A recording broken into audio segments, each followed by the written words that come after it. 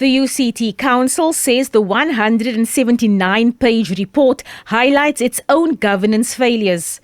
It acknowledges that the recommendations of the panel led by Justice Lex Mpati are serious and need to be dealt with in an equally serious manner. On behalf of Council, I again indicate our profound regret for not having acted properly, and I again use this opportunity to apologize unreservedly to the university community, and the wrong individuals for the hurt and trauma caused.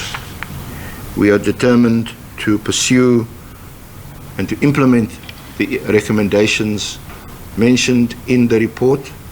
The report focused on investigation into governance failures at the institution between 2018 and 2022.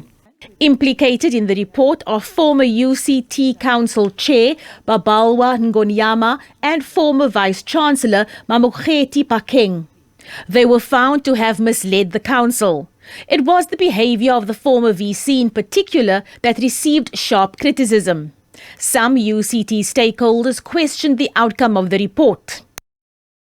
Something tangible. The report was supposed to address first in terms of student governance, which we don't see it. What we are seeing in that report is sort of individuals which are being sort of attacked, or the matter of we're just seeing individuals being pointed out. But in terms of student governance, I don't see. In summary, if I could summarize the report from my perspective, is that the report is saying that black people were wrong under the black women leadership and white people were wronged and therefore they must be compensated. I think that's the best summary I can give towards what the report is. The dissenting voices called for the dissolution of the council. Political parties also expressed their concern about the contents of the report, saying it only focused on one aspect of governance and it didn't look at all the problems at UCT in its entirety. But many of us are sitting here and battling to see the objectivity in the report. It doesn't look objective, it doesn't feel objective. And because the process that was followed is also under question, it's inevitable that it's going to look biased, it's going to look racially induced or, driven. It looks sexist. It just looks wrong. Mkhatshwa agreed with calls for an independent assessor to come on board, saying the committee does not have confidence in the report. The committee asked the Department of Higher Education to bring in an independent assessor. And it is very clear that there's a lot of work that is required to firstly build confidence amongst all stakeholders that things are okay. And what I felt was a huge omission in this report was the tone of reconciliation. Agreed with the appointment of an independent assessor, saying she would present this option to the minister. Abra Barbia, SABC News, Cape Town. All right, let's speak to a consultant at the Ali Mazrui Centre for Higher Education Studies at the University of Johannesburg, Ahmed Essop, who joins us for this conversation. Thanks very much for joining us, sir. A pleasure having you here on SABC News. Good evening. All right, so would you say it's a good idea to call an independent assessor to assess the impartiality and integrity of the report? But I think before we talk about that, is there anything you believe needs to be red flagged in this report? And we'll go into what other people are saying about the report. But from your point of view, do you believe there are some issues with the report and that indeed it would be a good idea to have an assessor to assess, an independent assessor to assess the impartiality and integrity of this particular report? No, I don't. The report is very comprehensive. The panel that was established has done a very thorough job, and it's done what it was asked to do.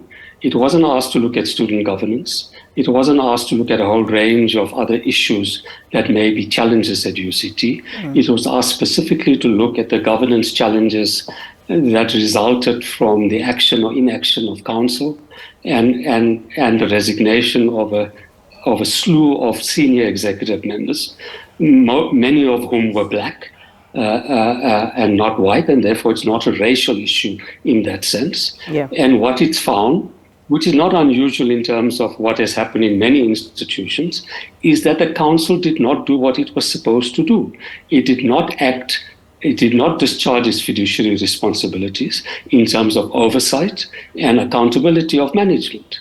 If you recollect, the Ombud, who was a black female, if we want to play the race card, found that there were a large number of complaints of bullying against the Vice-Chancellor, some of which led to resignations from senior executive members of the management team. And the report has looked at all of that in a very comprehensive and detailed manner. And I think it would be unfortunate to now question the integrity of this report, which was chaired by an ex-president of the Supreme Court of Appeal. It's an independent panel. It's not an internal panel of UCT. Yeah. And quite frankly, an assessor is not going to find anything very different. Yeah. Well, you know, what parliamentarians said then, I'm sure you heard the clip just before talking to you, was also about the issue of objectivity, that it's not objective, that it seems to be biased. And you say this, you know, we're using the race card here, that it's racially driven. They've said that it might even be racially driven and perhaps even sexist. But I think you would understand that because, you know, we had someone like Professor Phakeng who was very much in the public eye. And from what I understand, the first black female chancellor. So there's rationality as to why one would think that it is racially charged and in fact sexist. And I don't think this is the first time that UCT would have had problems, but it seems that they are more highlighted after the tenure of Professor Phakeng. And let's not hide or run away from the fact that, you know, there had been issues between UCT, the university, and Professor Phakeng, and how she was indeed let go and how that all ended. So I'm struggling to understand why you can't see why people are linking it to some sort of racial issue or sexist issue in this case. Well, firstly, if the parliamentary committee is arguing that it's not objective, it needs to provide the grounds on which it's making that case. Well, the clips wouldn't say that. I wasn't at the meeting, so I'm not able to judge. I've read the report. It's, in my view, as I said, a very comprehensive, objective, thoughtful report. You may not agree with everything it says, and I'm sure that would be the case, but it covers the ground.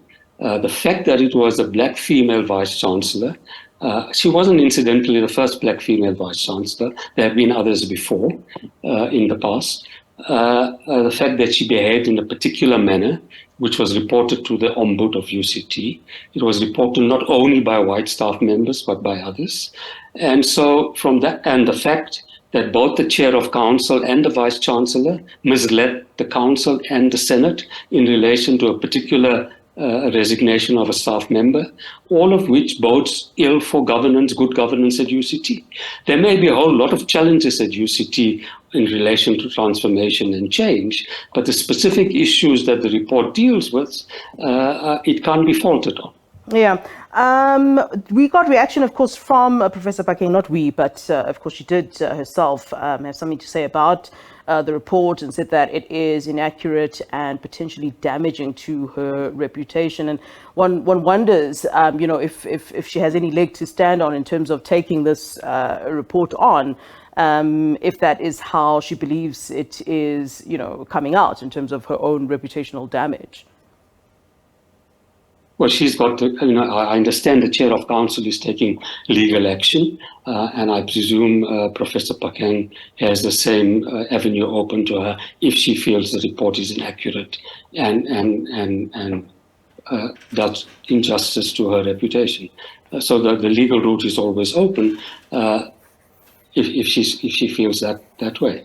All right, but we still have to talk about this issue of transformation at UCT. How should this issue be dealt with, ideally? Because this is still an issue that comes up time after time about what is actually happening at the campus, and how should this be, you know, sorted out so that people actually believe that this is a transformed institution? Because I believe at this point, you know, people don't, and in fact, the students have been quite vocal about it, even on, you know, on social media and so forth. Well, it's not clear to me what the argument is. Let me put it this way. No institution in this country is fully transformed, whether it's a white or a black institution. Okay, so many of the historically black institutions remain black. They have not opened up, they're not diverse, and so on. There are many academics, black academics, who would not support the student views on decolonization and so forth. So it's a challenge. Universities are not ivory towers. They don't exist in isolation. So all of the issues that we face as a society in terms of race and gender, inequality, discrimination, and so forth are also reflected in the institutions that we have. And they need to address those. And I think the universities over a period of time have been doing so. So if you take UCT as an example, in its senior management team, the vice-chancellor and at least two, I forget the detail now, many of the senior managers were black and are black. And it's the same in many other institutions. That doesn't mean those institutions don't have issues and challenges of transformation, be it in relation to the decolonization of the curriculum, whether institutions have changed in the way students see the institution, the kinds of naming of residences and so on. So there are many challenges that institutions face.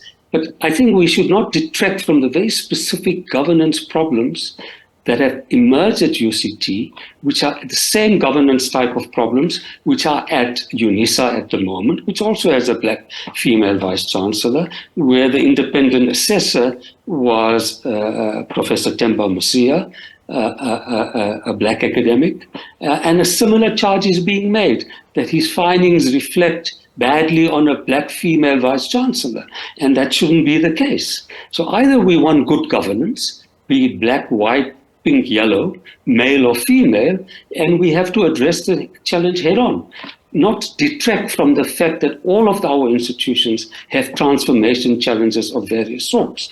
But the specific governance problems, which is bedeviling higher education, in many institutions over the last 20 or 30 years, where councils have not discharged their responsibility, where they've not held management to account, where they've intruded on the role of management. So in UCT's case, the chair of council was involved in the dismissal or resignation of a deputy vice-chancellor. It's not the role of a chair of council to play that role. That's the role of management, the role of the vice-chancellor. So there are a whole lot of those issues, and I think we detract from the specific problem of governance that has bedeviled UCT in the recent past. All right, thanks very much for your time, Sir. Ahmed Essop is a consultant at the Ali Mazrui for Higher Education Studies at the University of Johannesburg.